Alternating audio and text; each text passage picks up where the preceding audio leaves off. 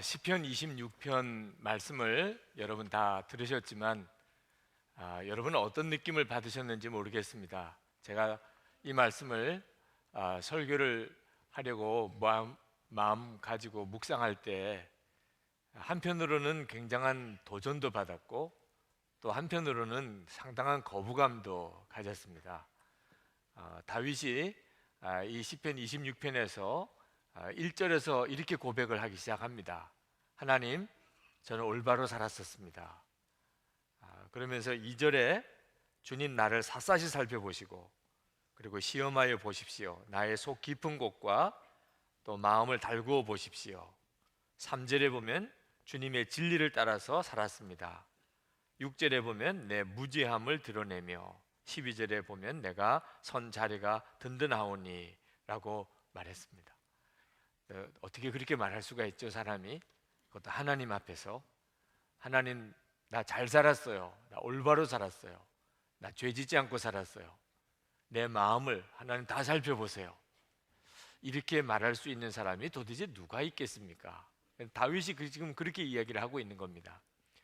여러분, 주일 예배 드릴 때 우리 기도하시는 장로님, 하나님, 지난 한 주간 동안도 죄 중에 살았습니다. 또 죄 짓고 살았습니다. 그러나 하나님, 제가 정직하게 하나님 앞에 회개합니다. 주님의 보혈로 저를 씻어 주시옵소서. 이렇게 기도하시면 우리가 다 은혜를 받아요. 장로님이 참 겸손하시고 참 믿음이 좋으시구나, 다 그렇게 은혜를 받습니다. 근데 어떤 장로님께서 하나님, 저 잘 살았어요. 지난 한 주간 동안 저 죄 짓지 않고 살았어요. 저 깨끗하게 살았어요. 하나님, 제 마음속까지 다 아시잖아요. 하나님이 증인이잖아요. 그렇게 기도하시면 여러분들의 마음에 불쾌하게 생각이 들 거예요. 어떻게 저 장로님은 저렇게 교만하시나? 아니, 어떻게 하나님 앞에서 잘 살았다, 나 죄 안 짓고 살았다, 그렇게 말씀하시나? 그런 느낌이 여러분들 드시지 않겠어요? 다윗이 지금 하나님 앞에 그렇게 지금 말을 하고 있는 겁니다. 성경은 모든 사람이 다 죄인이라고 분명히 말씀하셨어요. 시편 14편 3절에 보면 다 치우쳤으며 함께 더러운 자가 되고 선을 행하는 자가 없으니 하나도 없도다. 로마서 3장 10절에 기록된 바 의인은 없나니 하나도 없으며. 성경은 분명히 이 세상에 하나님 앞에서 나 의롭게 살았다고, 나 올바르게 살았다고 말할 수 있는 사람은 한 사람도 없을 거라고 그랬습니다. 자, 그러면 이 시편 26편은 어떻게 제가 설교를 해야 하는 거죠? 도대체 다윗은 도대체 무슨 정신으로 이렇게 이야기를 한 거죠? 말씀을 묵상하면서 하나님께서 바로 그것이 오늘 우리에게 하나님이 주시려는 놀라운 메시지라고 하는 사실을 깨닫게 하셨습니다. 여러분, 이 시편 26편은 얼핏 보기에는 다윗이 자기가 의롭게 살았고 올바로 살았고 죄짓지 않고 살았다는 사실을 하나님 앞에 이렇게 아주 담대하게 선언하고 고백하는 것처럼 그렇게 읽어집니다. 얼핏 읽으면 그렇습니다. 그러나 자세히 말씀을 묵상해 보면 이 시편 26편은 간증입니다. 다윗의 간증이에요. 다윗이 어떤 죄인인가를 우리도 다 잘 알지요. 다윗이 죄를 지은 것을 우리가 다 잘 압니다. 다윗도 별 수 없이 죄인인 인간일 뿐입니다. 그런데 그런 다윗이 하나님 앞에서 하나님, 나 올바로 살았었습니다. 하나님, 나 죄지지 않고 살았습니다. 내 마음속까지 하나님이 다 아시잖아요. 이렇게 고백할 수 있게 만드시는 그 하나님을 시편 26편은 우리에게 말씀해주고 있는 것입니다. 다윗이 훌륭하다는 게 아니에요. 다윗이 의로웠다, 다윗이 아주 위대한 사람이었다는 것을 말하려는 게 아닙니다. 하나님이 얼마나 놀라우냐 하는 겁니다. 죄인을, 어쩔 수 없이 죄인인 바로 그 사람을 어떻게 하나님이 만드셨길래 하나님, 저는 올바로 살았습니다, 하나님, 저는 죄지지 않고 살았습니다, 이렇게 만드실 수가 있느냐고 하는 거죠. 다윗은 지금 그 하나님을 간증하고 있어요. 1절 말씀을 다시 한번 보시면 다윗이 하나님, 저는 올바르게 살아왔습니다, 그렇게 고백을 합니다. 근데 그 다음 고백이 주님만을 의지하고 흔들리지 않았습니다. 이렇게 고백을 하고 있어요. 그러니까 다윗은 자기가 올바르게 살았던 것은 주님만을 의지하고 살았기 때문이라고 말하고 있는 겁니다. 다윗이 주님만 바라보고 살았고 주님만 의지하고 살았기 때문에 하나님, 저는 올바르게 살았습니다, 이렇게 말을 하는 거죠. 7절에 보면은 이 모든 것이 다 하나님이 하신 일, 놀라운 일이라고 분명히 다윗이 간증합니다. 7절에 보시면 감사의 노래를 소리 높여 부르며 주님께서 나에게 해주신 놀라운 일들을 모두 다 전하겠습니다. 여러분, 우리가 다 죄인입니다. 죄 짱아지라고도 말하죠. 생각하는 것이, 말하는 것이, 계획하는 것이 다 죄니까 말입니다. 그런 우리지만 성경은 놀라웠게도 우리가 죄에 짓지 않고 산다고 말해주고 있어요. 나는 올바로 살았습니다, 이렇게 고백하고 살게 될 거라고 우리에게 말씀하고 있습니다. 여러분이 죄 안 지으려고 아마 그동안 무던히 애를 써 보셨을 겁니다. 그러니 여러분들이 이 일이 얼마나 놀라운 일인가를 아시고 계실 거예요. 죄 안 짓고 살 수 있다, 하나님 나 올바르게 살았습니다, 이런 고백을 하나님 앞에서 고백할 수 있게 되는 일이, 이게 기적이죠.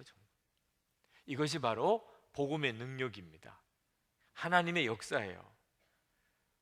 우리가 십자가의 복음을 정말 믿으면 우리의 삶에 이런 변화가 옵니다. 우리가 다윗과 같이 간증하는 것이 그게 정상적인 것이죠. 그래서 주일 예배 때 기도하시는 우리 권사님, 장로님께서 이런 기도가 나오게 되기를 기대합니다. 하나님, 한 주간 동안 정말 저 잘 살았습니다. 제가 생각하기에도 기적이에요. 하나님, 이제는 죄를 이기고 살았습니다. 하나님께서 제 모든 마음과 형편을 잘 아시잖아요. 주님이 하셨습니다. 주님께 영광을 돌립니다. 이런 기도가 우리가 모여서 예배 드릴 때마다 기도가 나오게 되기를 축복합니다. 이거 하나님이 기뻐하시는 일이에요. 어떻게 하면 그렇게 할 수 있을까? 다윗처럼 하나님을 믿으면 됩니다. 다윗은 어떻게 하나님을 믿었기에? 다윗이 믿었던 그 하나님을 믿는 믿음이 독특합니다. 신명기 5장에 보면 이스라엘 백성이 애굽에서 구원함을 받아서 이제 광야길을 다닐 때 시내산에 오게 됩니다. 그 시내 광야에서 진을 치고 하나님께서 이스라엘 백성들을 다 시내산 쪽으로 다가오도록 부르십니다. 그리고 거기서 하나님이 이스라엘 백성에게 나타나세요. 처음 하나님이 하나님 자신을 이스라엘 백성에게 드러내 보여주십니다. 자, 이런 놀라운 하나님의 역사를 경험하고 이스라엘 백성들의 반응이 어땠냐 하면은 그 이스라엘의 모든 수령과 장로들이 모세에게 와서 말하기를 무서워 죽겠다는 거예요. 도무지 죽을 것 같아서 견딜 수가 없다는 겁니다. 그러니 우리들은 다시 우리 텐트를 쳐놓은 그 들판으로 우리 돌아가겠다. 당신만 하나님께 가서 하나님 만나고 하나님 말씀 듣고 우리는 당신이 그저 전해주기만 하면 듣는 것으로 우리 만족하니까 우리는 도무지 이 하나님, 임재하시는 하나님 감당을 할 수가 없다고 뒤로 물러가겠다는 거예요. 하나님을 만나 뵙는 일이 얼마나 놀라운 일인데 이스라엘 백성들은 스스로 물러가겠다는 겁니다. 무서워 죽겠다는 거예요. 그때 하나님께서 그 이스라엘 백성들의 말을 들으시고 모세에게 이렇게 지시하십니다. 신명기 5장 30절에 보면 가서 그들에게 각기 장막으로 돌아가라 이르라. 돌아가라 그러면 무서워서 죽겠다고 그러면 돌아가라고 그러세요. 그런데 그 다음 바로 31절에서 모세에게 모세야 너는 가지마. 너는 여기 나와 함께 있으라 라고 말씀하십니다. 이 부분을 읽을 때 정말 가슴에 하나님이 뭘 원하시는가를 깊이 느낄 수 있을 것 같았어요. 하나님이 정말 원하시는 것은 이스라엘 백성들과 함께 하는 것입니다. 하나님은 이스라엘 백성을 구원하시고 이스라엘 백성과 가까이 이스라엘 백성과 함께 그렇게 살고 싶어 하셨어요. 이스라엘 백성들이 싫어했어요. 로마서 1장 28절에 사람들이 마음에 하나님 두기를 싫어한다고 하신 것처럼 이스라엘 백성들이 하나님이 가까이 계신 거, 하나님께 가까이 가는 거 다 싫었어요. 그냥 모세 통해서 말씀해 주세요. 모세 통해서 들을게요. 하나님이 얼마나 마음이 안타까우셨을까. 이스라엘 백성들이 우리가 돌아가겠다고 할 때 하나님의 마음이 얼마나 찢어지듯이 아프셨을까. 정말 느낄 수 있겠더라고요. 하나님께 가까이 가기를 꺼려하는 이스라엘 백성들에게 모세가 출애굽기 20장 20절에서 이렇게 말합니다. 모세가 백성에게 이르되 두려워하지 말라. 하나님이 임하심은 너희를 시험하고 너희로 경외하여 범죄하지 않게 하려 하심이니라. 하나님 무서워하지 말라고 모세가 말합니다. 하나님이 우리와 가까이 하시려고 하시는 것은 우리가 정말 이제는 하나님을 알고 이제는 하나님을 경외하면서 살고 죄 짓지 않고 살게 하려고 하심이라는 거예요. 그러나 하나님이 우리와 가까이 하시는 삶이 우리가 도저히 죄를 지을 수 없는 이유입니다. 우리는 다 죄인이에요. 우리의 육신 자체가 죄에 아주 쩌들러 있습니다. 그러나 그런 우리임에도 불구하고 하나님이 우리와 가까이 계시는 것을 알게 되면, 하나님을 가까이 모시고 동행하고 살게 되면 죄를 지을 사람이 없다고 말입니다. 하나님이 함께 계시는 것을 알고 어떻게 죄를 짓고 살아요? 이것이 바로 하나님께서 이스라엘 백성들에게 가까이 하시려고 하시는 뜻이었습니다. 그래서 죄 짓지 않고 살게 하며 정말 이제는 축복의 삶을 살게 만들려고 하시는 것이 하나님의 뜻이었어요. 다윗이 이것을 정확히 이해한 사람이었습니다. 다윗은 하나님을 그렇게 믿었어요. 다윗에게 있어서 하나님은 저 높이 먼 곳에 계신 하나님이 아니셨습니다. 우리가 이미 다 살펴보았지만 시편 16편 8절에 다윗은 내가 여호와를 항상 내 앞에 모시며 그가 나의 오른쪽에 계심으로 내가 흔들리지 아니하리로다. 다윗은 하나님을 항상 눈앞에 모시고 사는 그런 사람이었어요. 하나님은 그렇게 믿어야 된다고 생각했어요. 그게 하나님을 기쁘시게 했던 겁니다. 하나님이 정말 원하는 것이었으니까. 오늘 시편 26편 2절에도 보면 주님 나를 샅샅이 살펴보시고 시험하여 보십시오. 나의 속 깊은 곳과 마음을 달구어 보십시오. 다윗은 하나님께 정말 자기 마음을 다 열어 보이고 싶었고 또 그렇게 하기를 원했고 그래야 하나님을 진짜 믿는다고 분명히 믿었습니다. 3절에 보면 나는 주님의 한결같은 사랑을 늘 바라보면서 주님의 진리를 따라서 살았습니다. 다윗은 주님을 늘 한결같이 바라보면서 그러면서 주님을 따라 살았다고 그렇게 고백을 합니다.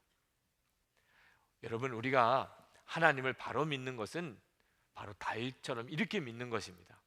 하나님은 절대로 막연하게 믿을 대상이 아니고 지금 나와 함께 계시고 살아 계시고 나와 동행하시고 나는 항상 주님을 바라보며 사는 그런 믿음을 하나님이 원하시는 것입니다.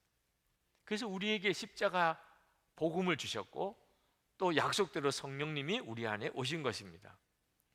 요즘 우리식으로 말하면 24시간 예수님을 바라보며 또 그것을 일기로 쓰며 사는 거죠. 여러분, 이 다윗의 시편이 전부 영성 일기입니다. 다윗이 썼던 영성 일기예요. 우리가 매주 한 편씩을 읽어가는 것이 다윗의 영성 일기를 읽는 것입니다. 우리가 이렇게 하나님과 친밀히 교제하고 동행하고 가까이 계신 하나님을 믿고 살면 우리가 온전한 삶을 살게 됩니다. 죄 짓고 살 수가 없어요. 어느 교회 연구소에서 서울의 아주 큰 교회 교인들을 대상으로 설문조사를 해서 통계를 냈습니다. 아주 의미 있는 통계를 냈어요. 교인들 중에 25%가 매주일 교회에 나와서 예배 드리는 게 아니더래요. 오늘 여러분 대단하신 분들입니다. 그러나 혹시 지난주에 안 나오셨다가 오늘 나오신 분은 약간 마음에 뜨끔하실 겁니다.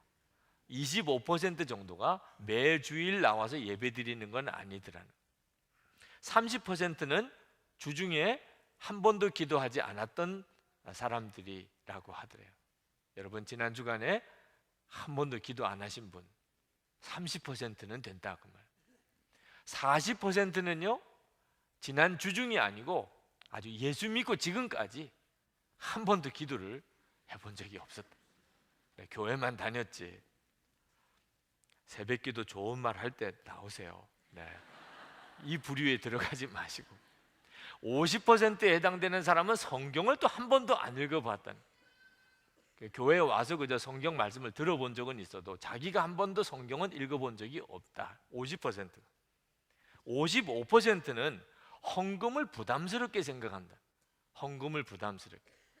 70% 되는 사람들은 교회 학교 교사나 또는 성가대 찬양대원이나 또는 속장이나 교회 안에 어떤 직책을 맡아서 섬겨본 일이 없다. 75%가.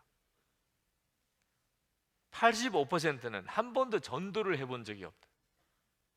그런데 아주 놀라운 것은 100% 교인들이 다 천국은 꼭 가야 되겠다고 그렇게 생각한다는 겁니다. 얄미워요 진짜. 그죠? 그런 거 보면 진짜 얄미워요. 평소에 신앙생활 하는 것은 다 그렇게 하면서도 천국은 다 100% 가야 된다고 생각한다는. 근데 여러분, 천국에 가는 것은 어떻게 가는 거죠? 여기서 사는 그대로 천국에 가는 것 명심해야 합니다. 여기서 사는 것은 적당하게 살고 죽고 난 다음에 천국 가서는 바로 사는 것 없어요. 여러분이 정말 천국에 갈 그 사람인지는 지금 압니다. 여러분의 삶이 천국의 삶을 사는 거죠.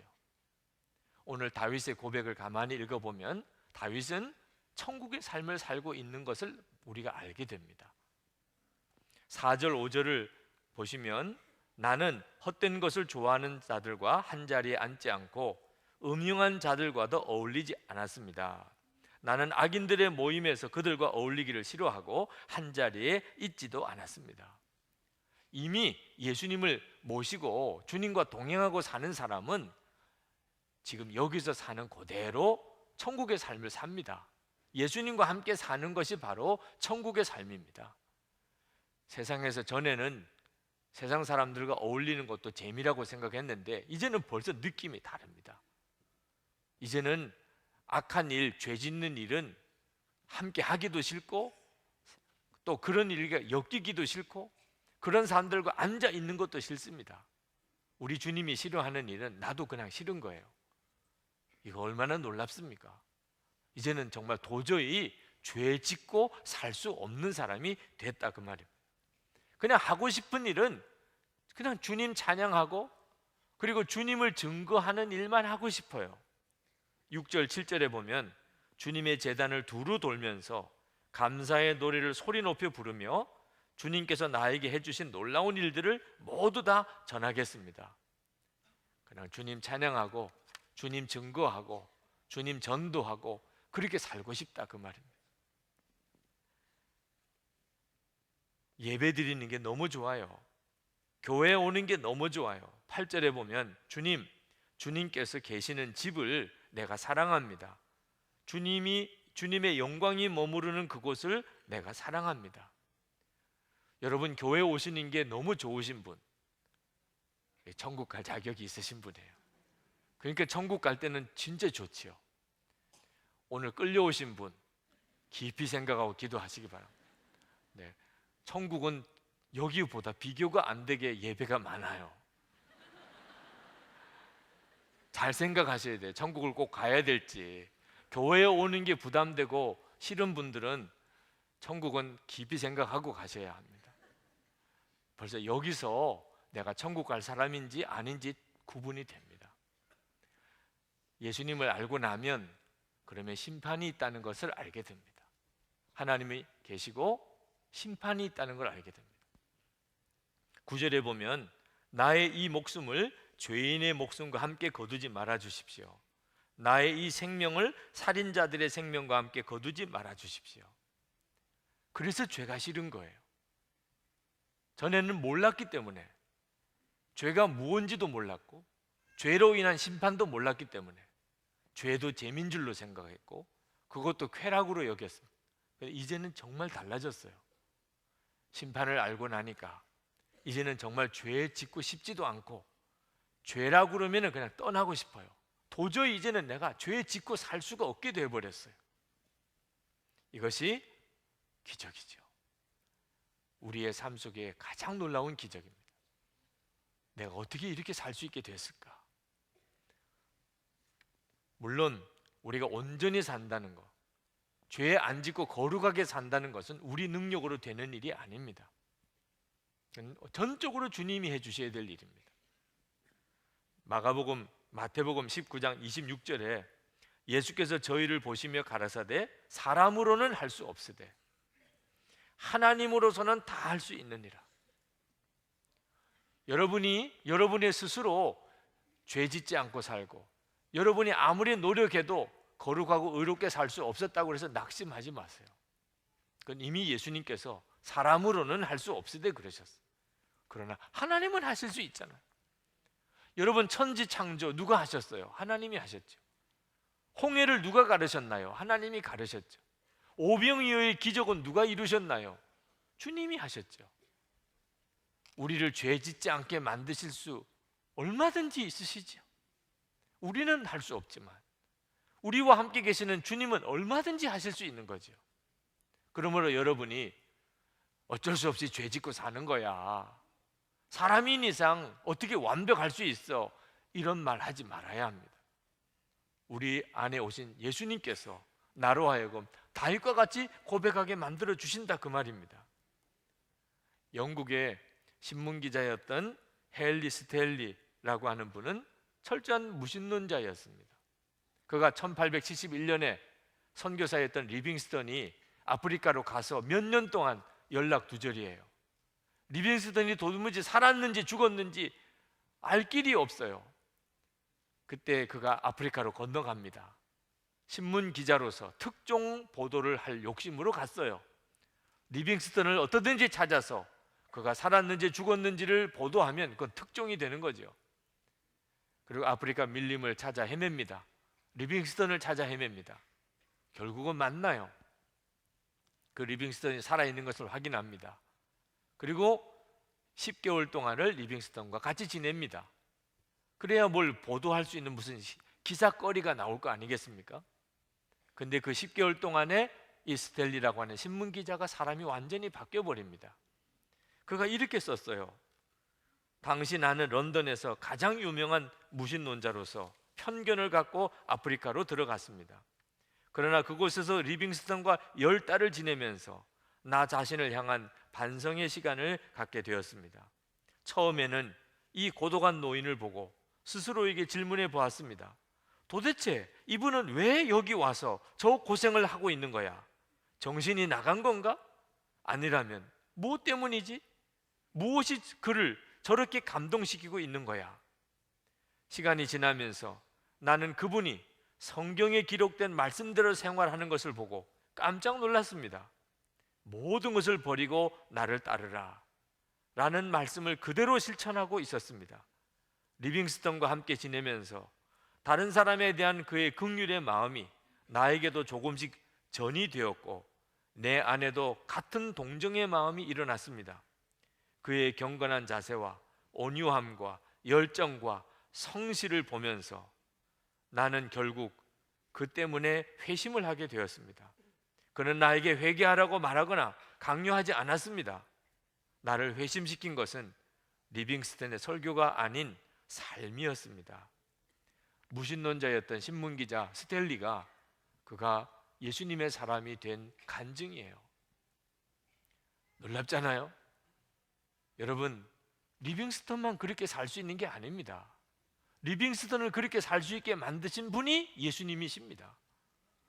사람으로서의 리빙스턴은 어떻게 그런 사람이 될 수 있겠어요? 예수님이시죠. 다윗을 이처럼 고백할 수 있게 리빙스턴을 그와 같이 삶을 살 수 있게 만드신 그 예수님이 저와 여러분에게 지금 와 계세요.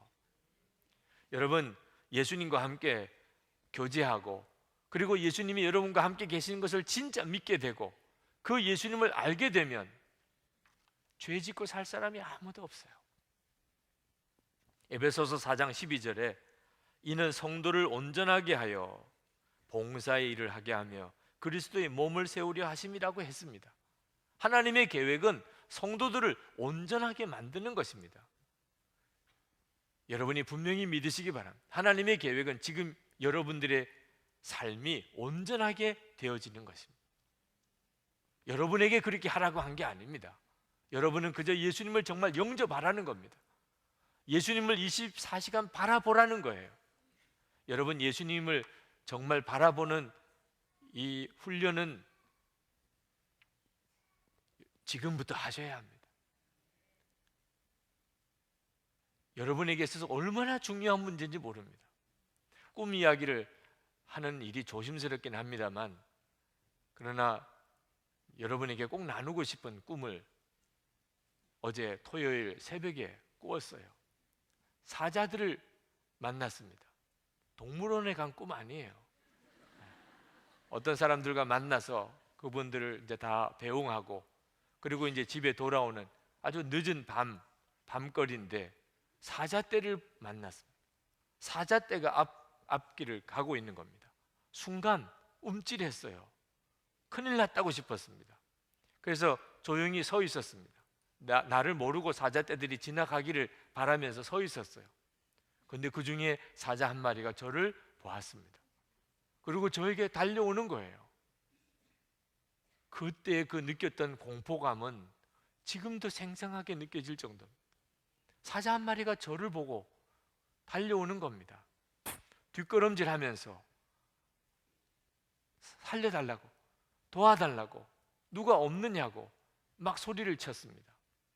그때 누가 한 사람이 왔는데 사자가 저에게 달려드는 그 모습을 사진기로 찍는 거예요. 아니, 사자가 저를 달려들면 어떻든지 저를 구해줘야지, 그 장면을 사진기로 찍고 있는 그 사람을 보면서 너무 어이가 없다는 생각이 드는데, 그때 사자가 저에게 덮쳤어요. 그리고 깼습니다. 보니까 새벽 3시 50분이에요. 그리고는 잠을 들 수가 없었어요. 너무나 실제와 같은 상황이니까. 무슨 뜻일까? 말씀이 생각이 났습니다. 마귀가 우는 사자처럼 산길자를 찾아 헤맨다고 하는 말씀이 생각이 났어요. 마귀가 역사하는 거구나. 마귀가 나를 시험하여 삼키려고 역사하는 거구나. 얼마나 소름 끼치는 일입니까? 그런데 하나님께서 제 마음에 그로 인해서는 평강을 주셨어요. 마귀가 나를 삼키려고 내 주변을 두루 돌아다니는 것은 너무 당연한 일이죠. 그것을 보았느냐 보지 못했느냐 하는 차이가 있을 뿐이지, 그것은 이상한 일도 아니고 큰일 날 일도 아닌 것입니다. 그건 저나 여러분에게나 다 마찬가지입니다. 분명히 말씀했습니다. 마귀는 우리를 삼켜 넘어뜨리려고 우리 주변에 두루 돌아다니고 있습니다. 이것 때문에 두려울 일은 아니구나. 항상 마귀는 내가 넘어지고 좌절하고 꺾어지기를 원하고 있었고, 지금도 당연히 그렇게 하고 있을 거라고 하는 사실은 이상한 일도 아니고 큰 일도 아니지요. 그 일로 인해서는 염려하지 않기로 했습니다. 베드로 사도가 염려하지 말라고 하면서 이 말씀을 하신 거예요. 염려하지 마라. 대적마귀가 우는 사자같이 너희를 삼키려고 하고 있다. 이건 염려할 문제가 아니구나. 주님, 더 이상 염려 안 하겠습니다. 마귀는 언제나 그랬었지요. 그런데도 마음이 편치가 않아요. 깊이 잠을 들 수가 없었습니다. 계속 제 마음에 무거운 것이 있었어요. 하나님, 마귀가 시험하고 저를 어떻든지 넘어뜨리려고 하는 일에 대해서는 전 두려워하지 않습니다. 그런데 왜 제가 마음이 이렇게 무겁습니까? 그때 번개같이 깨달아지는 것이 있었어요. 사자가 저에게 다가오고 저를 덮쳐올 때 극심한 공포심이 있었습니다. 여러분 같으면 안 그랬겠어요? 사자가 온다니까, 사자가 달려들려. 주님 생각을 못했어요. 제가 그렇구나, 내가 주님 생각을 못하고 있었구나. 그 순간에 예수님의 이름으로 그를 대적하거나 주님을 붙잡지 못했어요.